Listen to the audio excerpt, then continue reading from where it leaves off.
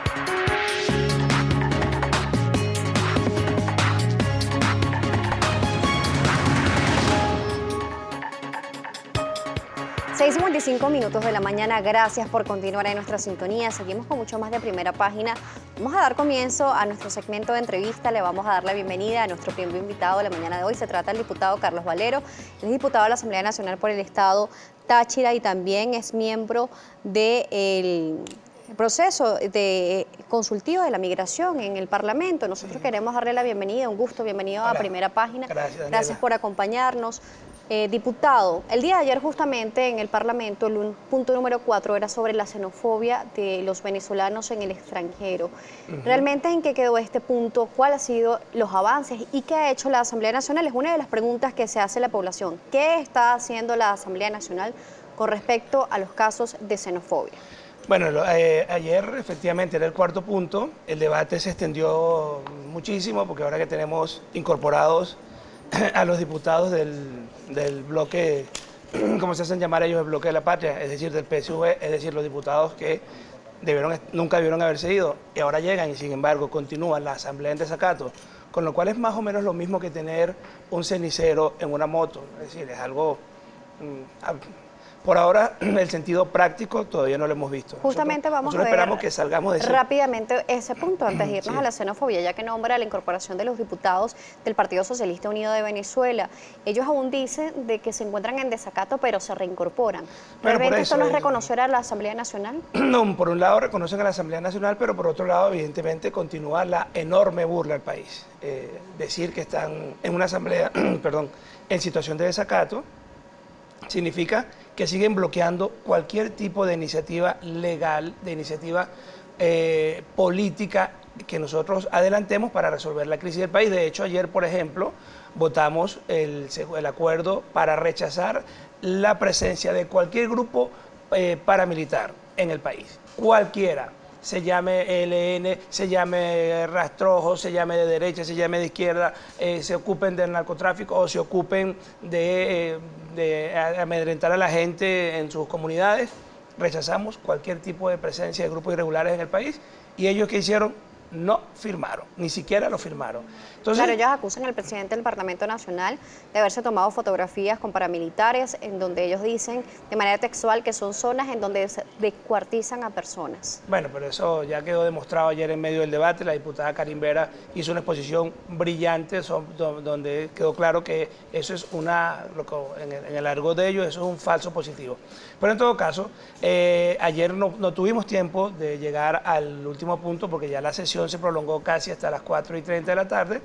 Pero ¿qué decisión vamos a tomar nosotros con relación a nuestros hermanos en el mundo? Vamos a aprobar un proyecto de acuerdo la próxima semana, va a ser el primer punto de nuestra agenda legislativa, en el cual le vamos a pedir a la comunidad internacional, a la región, que le dé estatus de refugiado, que le reconozca estatus de refugiado a todos nuestros hermanos que están en situación de diáspora. Es absolutamente evidente que los venezolanos que han huido del país no lo están haciendo ni por turismo, no lo están haciendo por una decisión de cambiar de aires, de cambiar de vida, sino que básicamente están huyendo de una terrible crisis económica y tenemos nosotros que decir en este momento con absoluta responsabilidad.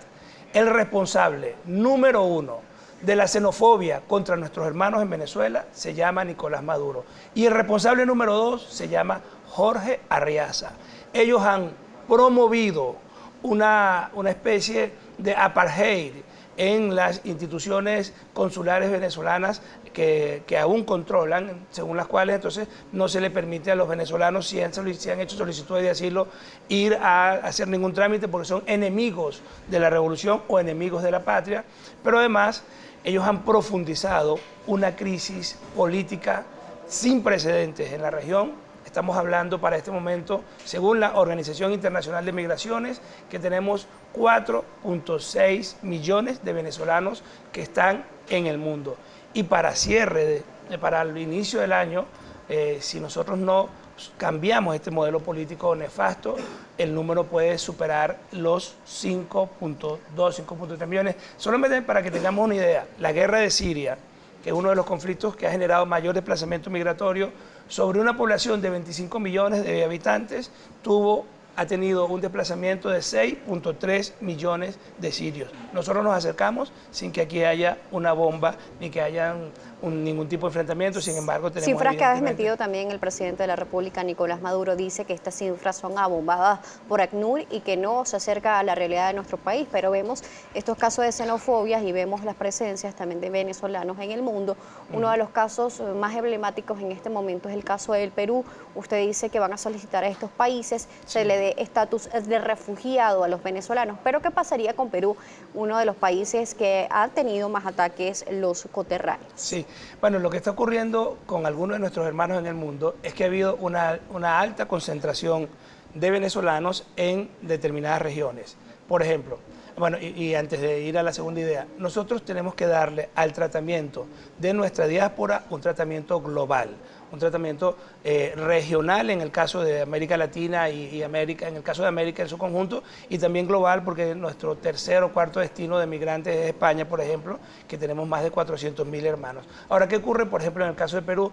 Que la inmensa mayoría de nuestros hermanos se concentran en Lima. Estamos hablando ya de 900.000 venezolanos que hay en Perú, es decir, es una cifra muy importante, y si se concentran básicamente en una sola ciudad, por supuesto el impacto sobre el empleo, el impacto sobre la vivienda, el impacto sobre los servicios es considerable, y eso nosotros tenemos que asumirlo de esa forma. Ocurre lo mismo en Colombia, pero con una concentración un poco más dispersa. En Colombia tenemos nosotros a la fecha 1.6 millones de hermanos que están viviendo en Colombia. Ojo, y esta cifra, primero para desmentir a Maduro, esta cifra no toma en cuenta los dobles cedulados, aquellas personas que entran a Colombia son colombo-venezolanos, o en el caso de españoles también, españoles venezolanos o luso-venezolanos, en el caso de los portugueses o italianos, que hay muchos, que entran a esos países con sus papeles de, digamos, colombianos, españoles o portugueses o italianos, y no entran en las estadísticas.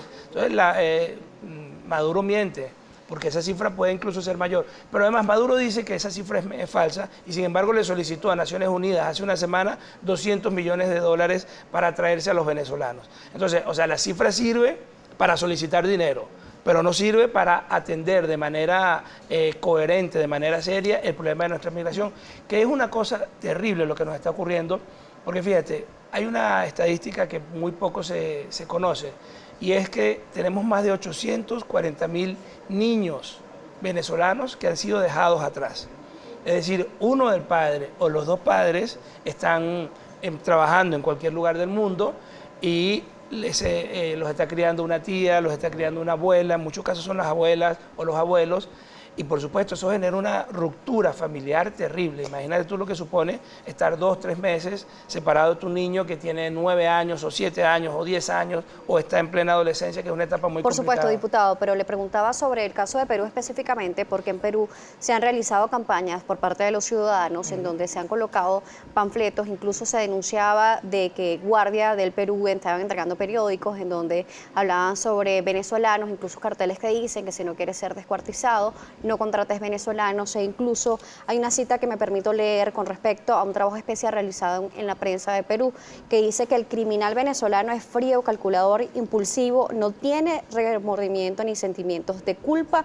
Esto lo dice una psicóloga forense que se llama Silvia Rojas, que es comandante de la Policía Nacional del Perú retirada, y hacía un trabajo especial y citaban a esta fuente para rechazar entonces al venezolano y catalogarlo como criminales. Entonces hablaban de que el venezolano es un criminal frío y por eso están haciendo estas solicitudes de que no los contraten y estas campañas. ¿Realmente se puede justificar una campaña de xenofobia? No. ¿Y cómo hacer desde la Asamblea Nacional para poder detenerla de cierta manera? Sí, bueno, es absolutamente inaceptable que haya ningún tipo de campaña xenofóbica contra nuestros hermanos. Y también es mentira que nuestros hermanos estén en el mundo generando delincuencia en forma masiva o generando desestabilización, digamos, hurtos, robos, lo que sea, actividades ilegales. Te nombro, por ejemplo, en el caso de Chile, ahorita voy a Perú, en el caso de Chile, la incidencia en lo que significa el sistema de salud de nuestros hermanos venezolanos ha sido sencillamente extraordinaria. Tenemos casi 3.000 venezolanos que han ingresado al sistema de salud chileno y que lo han fortalecido. ¿Qué ocurre con Perú? Bueno, ahí tuvimos una cosa muy terrible, y es que al parecer no está comprobado, miembros de la famosa banda del Tren de Aragua se trasladaron a Perú, cometieron delitos, y efectivamente esos delitos al parecer han sido muy grotescos. Un poco lo que ocurría acá con esos grupos delictivos. Y bueno, la sociedad peruana o un grupo pequeño de la sociedad peruana entonces intenta generalizarlo. Pero eso es absolutamente inaceptable. El hecho de que haya pequeños grupos que en la migración también bueno, como ya no hay gente en Venezuela a quien robar, sobre todo en el interior del país, que básicamente son las ciudades, se están quedando como ciudades fantasmas, bueno, evidentemente también ha habido una migración muy pequeña, puntualizada, de elementos de Lampa. Ahora, si hubiese si no estuviésemos en esta situación terrible de crisis institucional, la coordinación entre las distintas autoridades policiales, el hecho de que circular la información, las alertas tempranas, haría que ese problema no fuese tan grave, en todo caso, o fuese mucho más manejable. Pero como tenemos un régimen que sencillamente ha destruido el Estado de Derecho, ha destruido las relaciones internacionales, entonces evidentemente hace mucho más complejo el tratar los asuntos delincuenciales. Y por eso yo insisto que el primer responsable de los ataques de xenofobia se llama Nicolás Maduro, y su segundo a bordo en esto es el señor Arreaza. Son las 7:06 de la mañana, vamos a realizar la pausa. Estamos conversando con Carlos Valero, él es diputado a la Asamblea Nacional por el Estado Táchira y miembro de la Comisión de Política Exterior del Parlamento Nacional. Preguntas, comentarios, las redes sociales a su disposición, @primera página, etiqueta Primera Página. Ya regresamos con más.